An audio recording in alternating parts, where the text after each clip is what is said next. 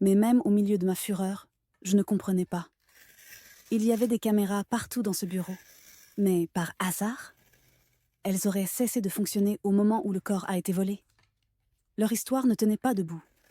En menant mes propres recherches sur ce bureau, j'ai découvert que je n'étais pas seule. Si seulement j'avais vérifié avant. Plusieurs corps avaient disparu de ce même coroner. Je ne pouvais pas laisser l'auteur impuni. Je voulais qu'il souffre, plus que d'aller en prison. Je voulais le faire souffrir personnellement. J'ai donc contacté un vieil ami, Sam, un détective privé qui avait vu les pires recoins du monde. Les jours suivants, il s'est mis à suivre le coroner discrètement. Dès le début, Sam a remarqué quelque chose d'étrange. L'homme était nerveux, vérifiait constamment son rétroviseur, comme s'il s'attendait à être suivi. Ses comportements étaient étranges, mais ce n'était pas encore une preuve. Pas encore.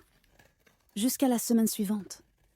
Sam l'a vu prendre une direction inhabituelle, tard dans la soirée, vers les abords de la ville. Il faisait de nombreux détours, tournant en rond, comme pour semer un éventuel suiveur. Sam, intrigué, a gardé ses distances, aux aguets. Finalement, le coroner s'est arrêté dans un endroit isolé, rempli de grands conteneurs industriels. Sam l'a observé déverrouiller un container privé, y déposer quelque chose, puis repartir rapidement. Ce soir-là, Sam m'a appelé. Sa voix portait la promesse d'une découverte sinistre. Nous avons fouillé ses bennes plus tard dans la nuit, mais il n'y avait rien. C'était pire que tout ce que nous avions imaginé. Rien. Aussi affreux que cela paraisse, j'aurais préféré qu'il y ait quelque chose. Une preuve. Mais il avait sans doute su que nous le suivions. Ou alors, il était revenu récupérer ce qu'il avait mis là.